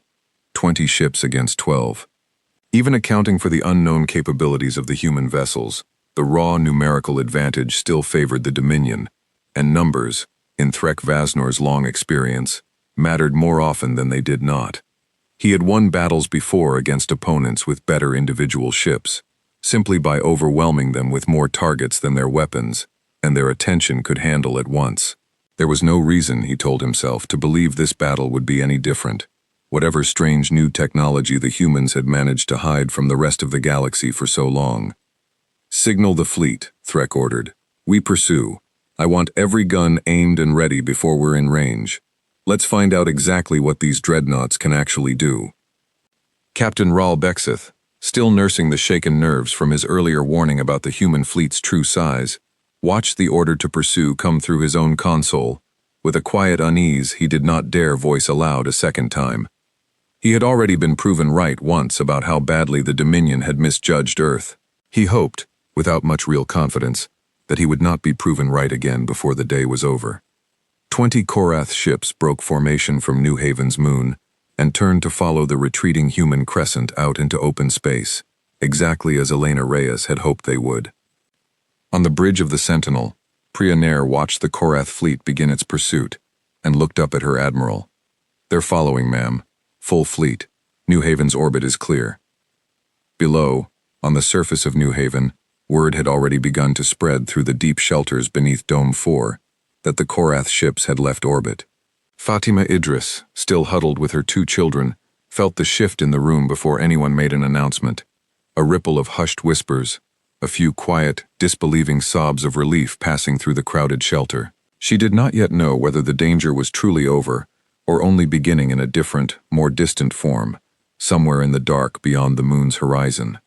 But for the first time in 6 days, she let herself believe, just a little, that the story she had been telling her children about a safe world called Earth might turn out to be true after all. Elena Reyes felt something settle inside her chest. Not relief, not yet, but a kind of grim, steady focus that she recognized from every drill and simulation she had run over 11 years of command, now finally, terribly real. "Good," she said. "Bring us about. All ships, prepare for engagement. It's time the galaxy saw what we built." She thought, briefly, of every officer and engineer who had worked at the deep yard over the past 60 years, without ever expecting thanks or recognition, of the friends she had lost during early testing, of Tomas Reyes Alvarez, retired now on his quiet farm, unaware that the fleet he had helped build was about to fly into its very first true battle. She hoped, whatever happened in the hours ahead, that it would be enough to justify everything that had been given to make this moment possible. Far behind the human fleet, invisible on any sensor the Korath possessed, a second wave of vessels, smaller, faster support craft that Elena had held back until this exact moment, began quietly repositioning themselves along the flanks of the coming battlefield, waiting for the signal that would turn a careful retreat into a trap 60 years in the making. These support craft, 20 of them in total, were a part of the Deep Yard program that even fewer people knew about than the Dreadnoughts themselves. Small, fast, built for stealth rather than raw firepower, they carried advanced sensor jamming technology developed over the last 15 years by a team of engineers working under conditions of secrecy so tight that even most of the Deep Yard's senior staff had no idea the program existed. Their commander, a quiet, careful officer named Captain Malik Osman, had trained his crews for a single purpose: to remain completely hidden until the exact moment their presence would matter most, and then to strike with enough coordinated force to break an enemy fleet's formation before it even understood what was happening. Malik watched his own tactical display now, tracking the Korath fleet's pursuit with careful patience, waiting for Elena Reyes's signal, trusting the plan they had built together over years of quiet planning sessions that neither of them had ever expected to actually use. The Korath fleet, 20 strong and full of confidence, followed the human dreadnoughts out into the dark, never once suspecting that Admiral Elena Reyes had already decided exactly how and where this battle was going to end. The battle began the moment the Korath fleet crossed into weapons range, and it began with a silence that unsettled every Korath officer watching their sensor readouts. For nearly a full minute after the two fleets closed to firing distance, neither side loosed a shot. It was a strange, tense quiet, the kind that settles over a battlefield in the last breath before violence begins, felt equally by every crew member on every ship, human and Korath alike. Aboard the Sentinel, Elena Reyes watched the range counter tick down toward the mark her tactical officers had calculated days earlier during their final simulations, waiting for the precise moment when the human fleet's advantage in both range and accuracy would matter most. Human weapons did not look like Korath weapons. Dominion warships fired bright plasma bolts, easy to see, easy to track, a language of war every species in this part of the galaxy understood on sight. When Admiral Elena Reyes gave the order to fire, the human dreadnoughts responded with something different. Thin, near-invisible beams of concentrated energy that struck their targets with almost no warning at all, followed a half-second later by the dull flash of impact on a Korath hull. The weapon system, known within the Deep Yard program simply as the Prometheus Array, had taken nearly 20 years to develop, built from principles Earth's own scientists had pieced together from a dozen different pieces of alien technology, purchased quietly over decades of trade, combined with human research nobody outside a small circle of physicists had ever been permitted to publish. It fired a beam that traveled at speeds most sensor systems in the galaxy were simply not built to detect until the moment of impact, and it struck with a concentrated, focused force that most conventional shields, tuned to disperse the broader, more diffuse energy of typical plasma weapons, were poorly designed to resist. It was, in the plainest terms the engineers who built it ever used to describe it, a weapon built specifically to catch an enemy who did not know it existed completely off guard. On this day, for the first time, it worked exactly as intended. The first shot came from the Constantine, Captain Aiden Voss's ship, and it tore through the shields of a Korath escort vessel as though those shields were made of paper. The escort ship's hull buckled, its reactor destabilized, and within 11 seconds of the battle's first shot being fired, an entire Korath vessel and its 200 crew members had ceased to exist. Aboard the Constantine, a young sensor technician named Ravi Kapoor watched the destruction unfold on his console and felt his stomach tighten. He had trained for years to read exactly these kinds of readings, had studied countless simulated battles in the safety of a classroom, but nothing had quite prepared him for the strange, hollow feeling of watching 200 lives end in 11 seconds because of a weapon his own ship had fired. He said nothing, kept his hands steady on his console, and continued tracking the battlefield exactly as his training demanded, filing the feeling away to examine later, if there was a later to examine it in.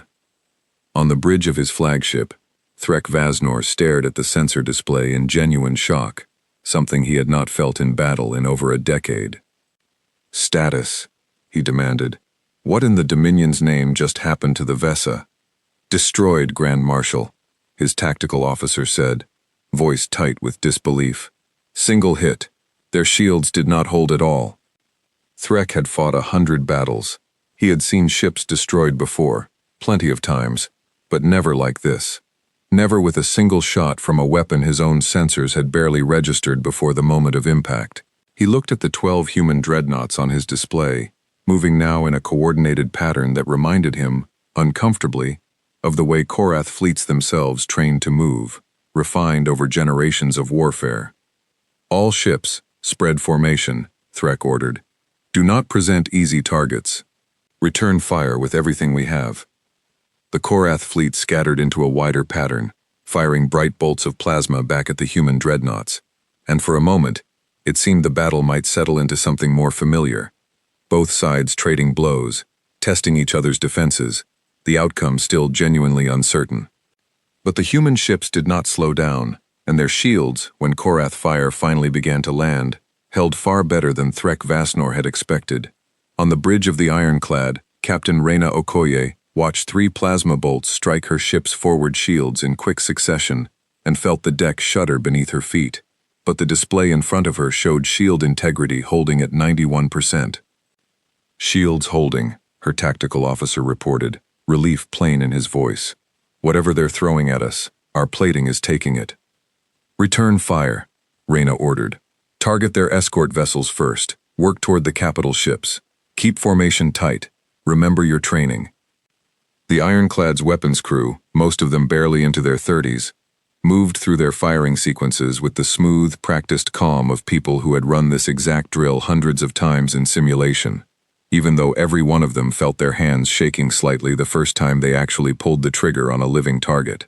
A young weapons officer named Tobias Adeyemi Lund, no relation to the governor of New Haven despite the shared surname, watched his first shot streak across the battlefield and strike a Korath escort vessel dead center, and felt a complicated wave of relief and horror wash over him all at once. Relief that the weapon worked exactly as trained. Horror at the knowledge that real lives, however alien, had just ended because of his hand on the trigger. Reina Okoye, watching her crew from the command chair, understood that feeling better than most. She had felt it herself, decades earlier, during a training accident that had claimed the life of a close friend, and she made a point now of meeting Tobias's eyes across the bridge with a small, steady nod, the wordless reassurance of a commander who had been where he now stood. 60 years of quiet preparation had gone into every piece of that training, and it showed. The human dreadnoughts moved with a precision that came from decades of simulated combat, war games run against every alien ship design Earth's intelligence services had ever managed to study. Tactical doctrines refined and re-refined by officers who had never once expected to use them for real, but had trained as though the day would come anyway.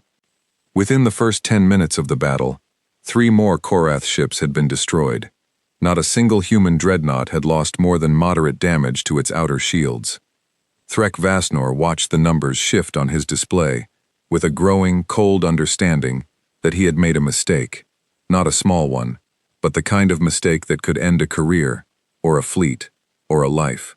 He had believed a report that called an entire species harmless without ever questioning why that report existed, or who had actually verified it, and now he was watching his ships die, one by one, to weapons he had never even known existed an hour before.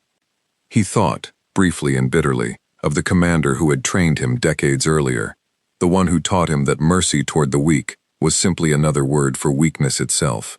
That commander had never faced an enemy like this one, an enemy who had spent 60 patient years preparing for exactly this day, hiding their strength not out of weakness, but out of a discipline the Korath Dominion, for all its pride and strength, had never quite managed to teach its own officers. Threk Vasnor began to understand, in the space of a few terrible minutes, that he had misjudged not just a species, but an entire way of thinking about power that his own culture had never considered possible. Grand Marshal, Desirel said urgently from beside him, "Our reserve fleet is still 6 hours out. If we hold this engagement, we will lose the entire strike force before they arrive." Threk clenched his jaw. 40 years of never retreating pressed against the cold, clear reality of the numbers on his display. He was, for the first time in his career, genuinely uncertain which choice was the right one. "Focus everything on their flagship," he said finally. "If we can cripple the Sentinel, we cripple their coordination. Every ship, converge fire on Admiral Reyes's vessel." It was, Threk knew, exactly the kind of desperate move a losing commander made, and it very nearly worked.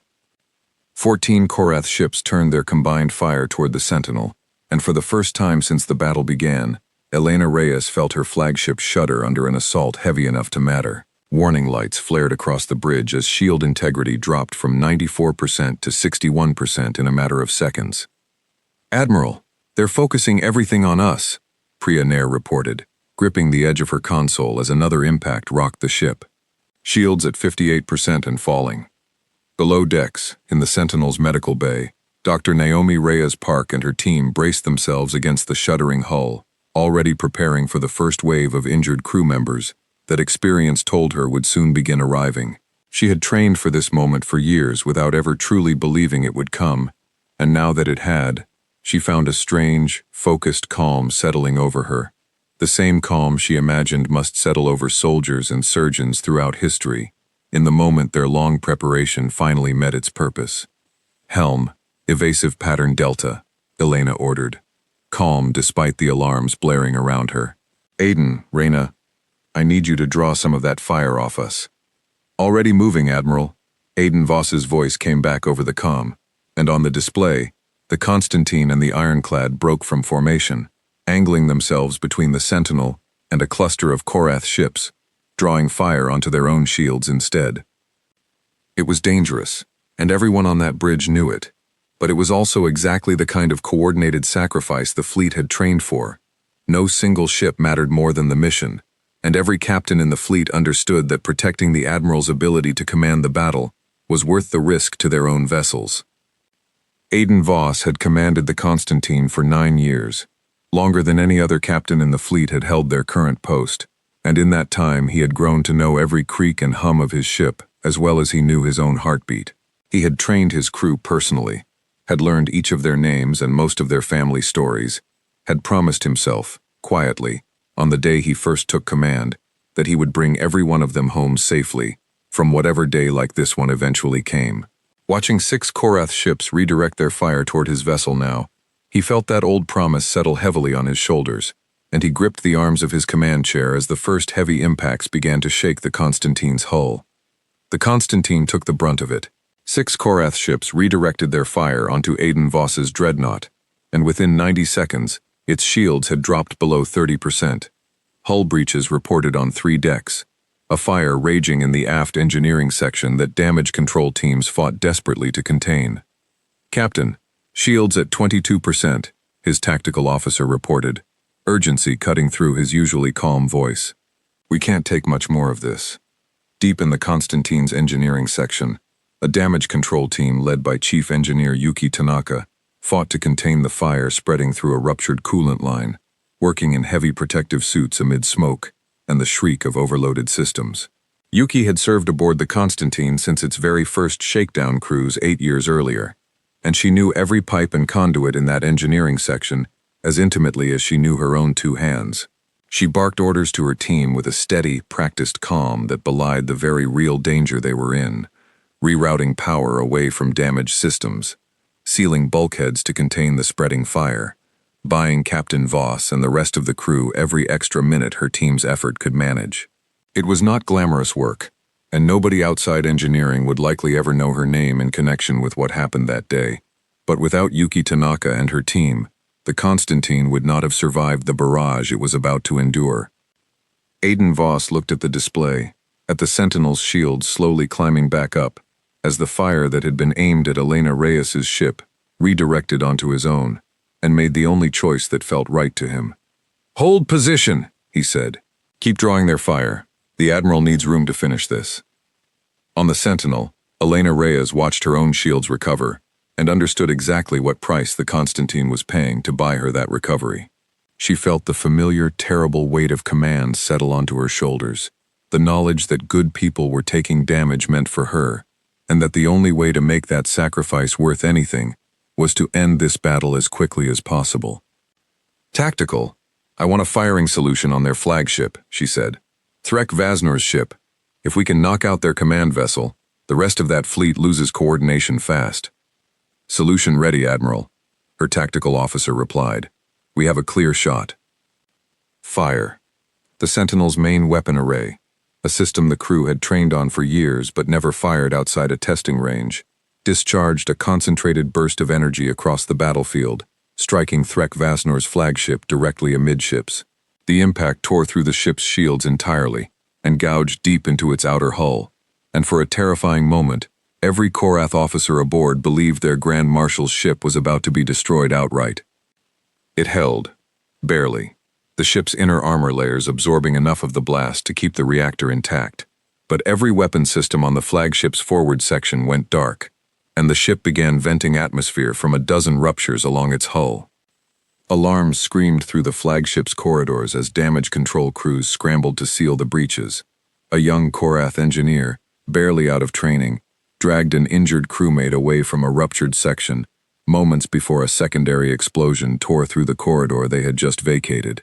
Threk Vasnor felt the impact through the deck plating beneath his own feet, a shudder unlike anything his ship had ever endured in his 40 years of service. And for the briefest of moments, the Grand Marshal, who had never once doubted his own survival in battle, felt something close to real fear. "Grand Marshal, we've lost forward weapons entirely," Desirel reported, bracing herself against a console as the ship shuddered from secondary explosions. "Shield generator is offline. If they fire again..." Threk Vasnor stared at the display, at his fleet now reduced from 20 ships to 11, at his own flagship crippled and defenseless, at the 12 human dreadnoughts that had, in less than 20 minutes, dismantled every assumption he had ever held about the species called humanity. He thought of his 40-year career, of every battle he had won by refusing to retreat. He thought of the Korath way, that the strong ruled the weak, that surrender was for those who deserved to be conquered. And then he thought of his crew, still alive, still counting on him to make a decision that would keep them that way. He looked around his own bridge, at officers who had served him loyally through 3 campaigns, at Desirel standing tense and waiting beside him, and understood, in that moment, that the difference between a great commander and a stubborn one was not the willingness to fight, but the wisdom to know when a fight no longer served the people counting on him to lead them well. It was a lesson he had never learned from the commander who trained him decades earlier, a lesson that cost him something deep and old in his own sense of himself, even as he reached it. "Signal the fleet," Threk Vasnor said, and the words cost him more than any battle he had ever fought. "All ships, withdraw. We are leaving this system. Desirel looked at him, surprised, and Threk met her gaze steadily. There is no honor in losing every ship and every life, for a mistake I made this morning, Commander. We were wrong about Earth. I intend to make sure the rest of the Dominion learns that lesson from a report, not from a graveyard. Aboard the Sentinel, Priya Nair watched the Korath fleet begin a chaotic retreat, ships breaking away from the battle and vanishing into faster-than-light corridors as quickly as their damaged engines could manage. "Admiral, they're withdrawing," she reported, disbelief and relief mixing in her voice. "All remaining ships, pulling back. They're leaving the system." Elena Reyes let out a breath she felt like she had been holding for 11 years. "Let them go," she said. "Our priority is New Haven and the Constantine. Get me a damage report from Captain Voss immediately." The report, when it came, was not as bad as Elena had feared, though it was bad enough. The Constantine had taken serious damage: hull breaches, a damaged engine, 12 crew members injured, 3 critically. But the ship had held, and Aiden Voss himself, though bruised from being thrown across his own bridge during the worst of the barrage, was alive and already coordinating repair efforts. Among the injured was Ravi Kapoor, the young sensor technician who had watched the battle's first kill unfold on his console barely 20 minutes earlier. A falling support beam had struck his shoulder during one of the heavier impacts, and Dr. Naomi Reyes Park's medical team aboard the Sentinel prepared to receive him and the other critical cases via emergency shuttle transfer, working with the same calm, practiced focus Naomi had steadied herself with before the battle began. It would be, everyone aboard both ships understood, a long night of repair and recovery, whatever the final outcome of the battle turned out to be. "We held, Admiral," Aiden's voice came through, tired but steady. "Ship's not pretty right now, but she held." "Good work, Captain," Elena said, and meant it with her whole chest. "Get your crew squared away. We'll have support ships to you within the hour." She turned back to the main display, to the wreckage of 9 destroyed Korath ships still drifting in the space where the battle had taken place, to the 11 remaining vessels retreating fast toward the edge of the system, and to New Haven's moon, finally clear of Dominion warships for the first time in nearly a week. She thought of the 7 names from Dome 3, and of the 12 injured crew members now being tended to in the Sentinel's medical bay, 3 of them critical, all of them alive because 60 years of quiet preparation had finally been given the chance to matter. She thought of Threk Vasnor, retreating now toward the edge of the system, and wondered, briefly, what kind of commander he truly was, beneath the confidence he had shown in that first broadcast, whether he would return with a larger fleet seeking revenge, or whether today's lesson had been costly enough to change his mind about what kind of species humanity truly was. She did not know the answer yet. She only knew that whatever came next, Earth would not face it unprepared again. "Priya," Elena said quietly, "signal New Haven. Tell Governor Adeyemi his colony is free, and tell him Earth is sending real help this time, not just words." Far above New Haven, in Dome 3, a communications officer received that message and read it aloud to a room full of exhausted, frightened colonists who had spent a week under occupation, believing their homeworld had nothing to offer them but sympathy. When the words reached Osei Adeyemi, standing in the ruins of the mining dome where 7 of his people had died defending it with nothing but pipes and hunting rifles, the governor of New Haven sat down heavily in his chair and, for the first time since the Korath ships had first appeared on his sensors, allowed himself to cry. Word spread quickly through the colony's shelters and domes, passed from person to person faster than any official announcement could travel. Fatima Idris heard it from a neighbor rushing past the shelter entrance, and she gathered her 2 children close, pressing her face against their hair, letting the tears she had held back for 6 long days finally fall freely. Ruth Okafor, who had spent the occupation quietly organizing what resistance she safely could among the militia, felt something in her chest unclench for the first time since Theo had come running across Osei's garden with news of unknown ships. Delia Kwan's name, and the names of the 6 miners who had died beside her, were spoken again and again throughout that day, no longer only as a tragedy, but as the first spark of courage that had, in some small way the colonists could not fully explain, helped call Earth's true strength home to them. The battle was over, but the galaxy, every trader, every diplomat, every listening post in a dozen systems that had picked up Elena Reyes's broadcast challenge and the battle that followed, had just watched Earth's silence end in the most unmistakable way possible. Nothing about how the galaxy saw humanity would ever be quite the same again. The news reached Halcyon Spire before Threk Vasnor's retreating fleet had even finished its withdrawal. Listening posts scattered across a dozen systems near New Haven had picked up fragments of the battle, sensor ghosts, comm chatter, the unmistakable energy signature of weapons no catalogued species in the Concorde's records had ever used before. By the time the full picture reached the Concorde's central chamber, pieced together from a dozen different second-hand reports, the story had already grown into something that sounded, to many of the delegates gathered there, almost too strange to believe. Across the galaxy, the reaction unfolded in 100 small, private moments, long before any formal announcement was made. Horace Tell, the old Velinari trader who had visited Earth more times than almost anyone else in the galaxy, received the news aboard his own ship while docked at a quiet trading post, and sat in stunned silence for nearly an hour before allowing himself a slow, disbelieving smile. He had always liked the humans. He had never once suspected they were hiding something so vast beneath their quiet, careful diplomacy.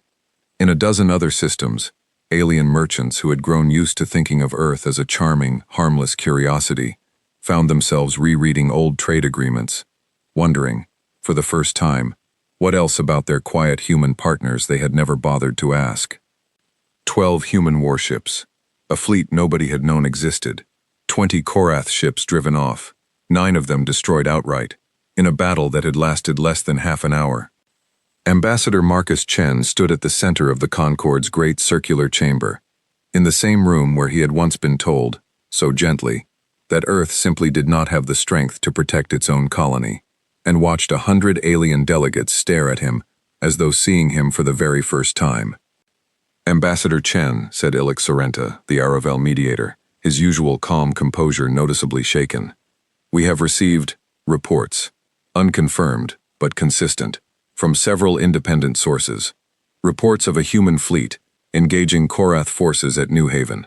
Reports of ships far larger and far more capable than anything your government has ever disclosed to this body. Marcus let the silence stretch for a moment before he answered. He had spent 9 years being spoken to like a representative of a soft, harmless people. He did not intend to waste this moment. He thought, standing there in the center of that great chamber, of every quiet meeting he had endured over the years where his careful arguments were met with gentle, patronizing nods rather than real consideration. He thought of the message he had sent to New Haven, advising evacuation because he genuinely believed, at the time, that Earth had nothing else to offer them. He let those memories settle behind his composed expression, and when he finally spoke, his voice carried a new kind of weight that surprised even him. The reports are accurate, Marcus said simply. Earth built a defense fleet many years ago, in response to what we learned about the wider galaxy after we first made contact. We chose not to disclose it, because we hoped we would never need to use it.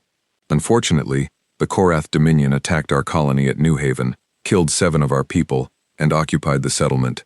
Admiral Elena Reyes led our fleet to retake it. She succeeded. New Haven is free, and the Korath fleet has withdrawn from the system entirely. The chamber erupted into overlapping voices, delegates from a dozen species all trying to speak at once, some demanding explanations, some asking pointed questions about why Earth had kept such a secret from its trading partners for so long, a few, quietly, expressing something that sounded almost like admiration. Illich Sorrenta raised a long-fingered hand, and slowly, the chamber settled into an uneasy quiet. Ambassador Chen, Illich said carefully, this body classified Earth as a non-combatant cultural world. That classification was based on the information your government provided, and on centuries of observed behavior. Many delegates here will feel, understandably, that this secrecy represents a serious breach of trust. I understand that, Marcus said, and I would remind this body, respectfully, that Earth never once lied to the Concorde. We never claimed to have no capacity for defense. We simply never disclosed it, because for 300 years, nobody asked us directly, and we saw no benefit in volunteering information about our defenses to a galaxy we were still learning to trust. He paused, looking around the chamber at faces that, for the first time in his career, were looking back at him with something other than gentle pity. I would also remind this body that when Earth requested aid for New Haven 6 days ago, in this very chamber, we were told plainly that the Concord's charter did not extend protection to us. We did not blame you for that. It is simply the truth that Earth has always understood, that in this galaxy, a people's safety ultimately depends on what they are willing and able to do for themselves. We hoped never to need that lesson. We are grateful, now, that we prepared for it anyway. The silence that followed was different from the one before. Marcus Chen watched it settle across the chamber, and understood that something fundamental had shifted, not just in how the Concord saw Earth, but in how Earth's own ambassador stood inside that chamber, no longer as the quiet, patient representative of a soft world asking politely for understanding, but as the voice of a species that had, at long last, been allowed to show what it truly was. At New Haven, the work of recovery began the same day the Korath fleet withdrew. Elena Reyes brought the fleet into orbit above the colony, and within hours, dropships from the Sentinel and the Ironclad descended into Dome 3, carrying medical teams, engineers, and supplies that New Haven had not seen since before the occupation began. Osei Adeyemi met the first landing party personally, standing in the same garden where he had first heard Theo's warning about unknown ships 6 days earlier, tomato plants trampled and forgotten around his feet. "Governor Adeyemi," said the medical team's lead officer, a young man named Diego Alvarez, extending a hand. "Admiral Reyes sends her regards, and her apologies that we couldn't get here sooner." Osei shook the offered hand, his own trembling slightly, though not from fear this time. "You got here," he said simply. "That's more than I let myself hope for, 6 days ago." Over the following weeks, New Haven began to heal. The 7 who had died defending Dome 3, Delia Kwan, and the 6 miners who had stood with her, were honored in a ceremony attended by Admiral Reyes herself, who stood beside Governor Adeyemi and told the assembled colonists, in plain and simple words, that their courage, shown with nothing but pipes and hunting rifles against an enemy far beyond their strength, was the same courage that had convinced Earth's leaders, 60 years earlier, that humanity needed to be ready to defend the people it loved, no matter the cost of staying quiet until that day came. Fatima Idris attended that ceremony with her 2 children, standing near the front of the crowd gathered in the repaired mining dome, listening to Elena Reyes speak with a steadiness that reminded her, oddly, of the story she had told her children in the shelter 6 days earlier. Afterward, she found herself approaching the Admiral, her youngest child's hand held tight in her own, wanting simply to say thank you, though the words felt too small for everything she meant by them. Elena Reyes knelt down to speak with the child directly, asking her name, telling her gently that she was safe now, and Fatima would remember that small, quiet kindness from a woman who commanded 12 warships for the rest of her life, long after the details of the battle itself had faded into history lessons her grandchildren would study. Ruth Okafor was promoted to a newly created post overseeing New Haven's permanent defense force, a position that came with real weapons, real training resources, and real support from Earth for the first time since the colony's founding. She thought often, in the months that followed, of the 7 names honored at that ceremony, and made it her personal mission to ensure that New Haven would never again be caught as unprepared, as it had been on the morning Theo came running across Osei's garden with news of unknown ships. Aiden Voss's ship, the Constantine, underwent extensive repairs in New Haven's orbit, its damaged hull a visible reminder to everyone on the colony of exactly what price had been paid to bring their freedom back. Aiden visited the memorial for Delia Kwan personally, laying a small marker beside her name, a simple metal token from the Constantine's own damaged hull plating, a quiet acknowledgement that her sacrifice and his crew's sacrifice had been, in the end, part of the same fight.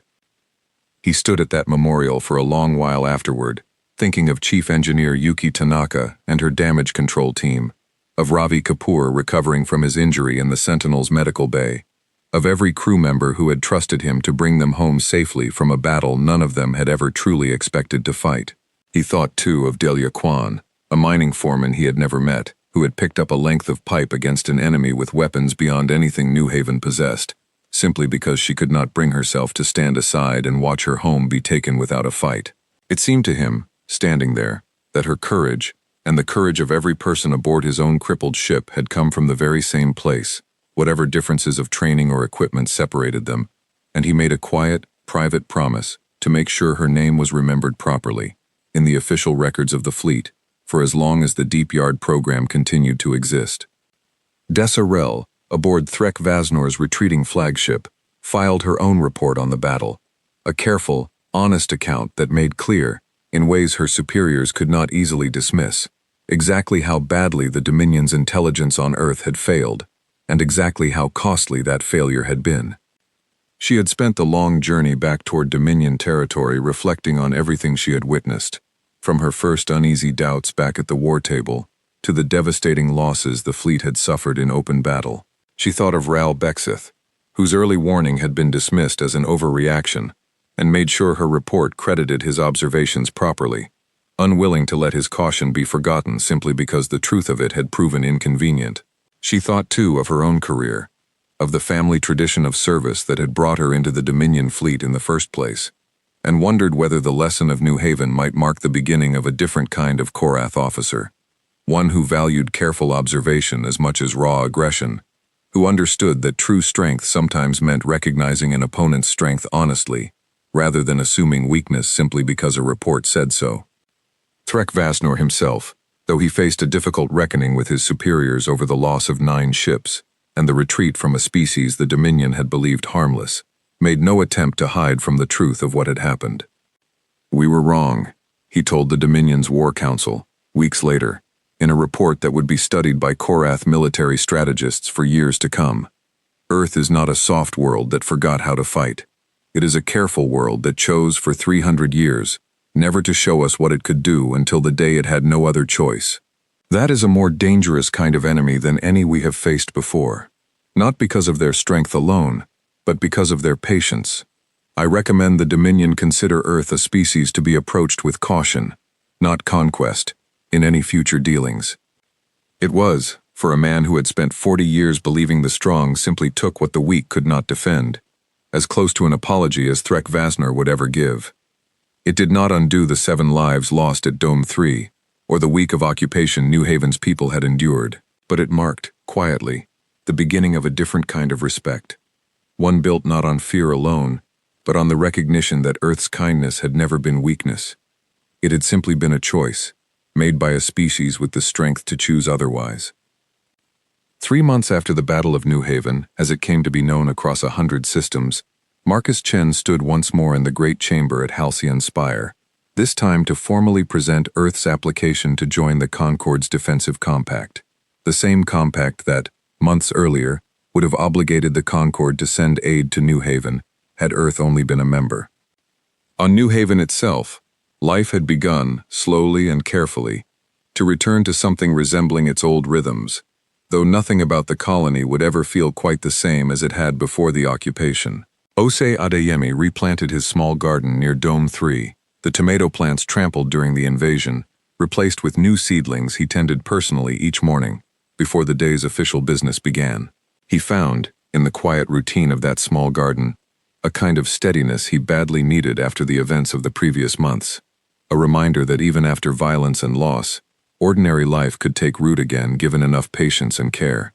He was re-elected governor by an overwhelming margin the following spring, and in his acceptance speech, he spoke not of the battle itself, but of Delia Kwan and the 6 miners who had died beside her, insisting that their courage, not any single warship, was the true foundation New Haven's continued survival had been built upon. Priyanka Mehta's schoolhouse reopened within weeks of the occupation ending, and she made a point, in the years that followed, of teaching every new class of New Haven children the full story of what had happened, not as a tale of simple triumph, but as a complicated, honest account of fear, sacrifice, secrecy, and the hard lessons a young colony had learned about needing to stand ready to protect itself, even while trusting that help, when truly needed, would eventually come. The stars twinkled like scattered diamonds against the vast darkness of space. The stars twinkled like scattered diamonds against the vast darkness of space. This time, There was no trace of gentle pity in the Aravel's expression as he addressed the chamber. "Delegates," Ilix said, "Earth's application comes with a recommendation I do not give lightly. In my 300 years of service to this Concord, I have rarely seen a species demonstrate, so clearly and so quickly, both the strength to defend itself and the wisdom to seek partnership rather than dominance, once that strength was revealed. I recommend this body accept Earth's application, and I recommend we do so with the understanding that we have, perhaps, underestimated this species for far too long." Ilix paused, and for a moment, something almost personal crept into his usually measured, diplomatic tone. "I have sat in this chamber for longer than most species here have existed as spacefaring civilizations. I have watched empires rise on conquest, and empires rise on trade, and I have rarely seen a people manage to be strong enough to defend what mattered to them, while remaining humble enough not to boast of that strength until circumstances demanded it. Whatever mistakes were made in the secrecy Earth kept from this body, I believe the intention behind that secrecy was never malice, but a very old, very human kind of caution. The caution of a people who wished, for as long as possible, to be known for their kindness, rather than their capacity for violence. I think that is a quality worth welcoming into this Concord, not merely tolerating." The vote passed with near unanimous support, and when it was announced, a small ripple of applause moved through the chamber. Not the polite, distant courtesy that had always greeted Earth's ambassador in the past, but something warmer, something closer to genuine respect. Horace Tell, watching the proceedings from his own seat in the chamber's outer gallery reserved for observing trade representatives, felt a quiet pride he had not expected. He had known humans as friends and trading partners for decades, long before anyone else in the galaxy thought to take them seriously as anything more. He caught Marcus Chen's eye across the chamber after the vote was announced, and offered him a small, respectful bow, the old Velinari custom reserved for acknowledging a partner whose worth had finally been properly recognized. Marcus returned the gesture, and in that small, quiet exchange between two old acquaintances, something of the long years of gentle condescension Earth had endured seemed, at last, to fully settle and fade. Marcus Chen accepted the vote on behalf of his government, and later that day, sent a message back to Earth, to General Whitfield, to Admiral Reyes, still stationed at New Haven overseeing the colony's continued recovery, and to a president who had waited 60 years for this exact outcome. "We're in," Marcus wrote simply, not as the harmless garden world they used to pity, as something they finally understand deserves a seat at the table. Aboard the Sentinel, still anchored in New Haven's orbit, Elena Reyes read that message standing on the same observation deck where she had once looked out at 12 silent waiting ships and hoped, every single day, that she would never have to give the order that finally woke them. She thought of the 7 names from Dome 3. She thought of Aiden Voss's crippled ship, and the crew who had held their position under fire to buy her the room she needed to end the battle. She thought of 60 years of quiet, careful work, done by people who never expected thanks, building something in the dark so that one day, when the galaxy finally came looking for an easy target, it would find something else entirely waiting for it instead. She thought, too, of the small, quiet moment with Fatima Idris's daughter at the memorial ceremony, of Ruth Okafor's new determination to see New Haven properly defended, of Desarel's honest report that might, in its own small way, begin to change how an entire empire thought about the value of careful observation over blind pride. Victory, Elena had come to understand over 11 years of command, was rarely a single clean moment. It was built from 1,000 smaller moments like these, some painful, some hopeful, all of them woven together into something larger than any one battle could fully capture.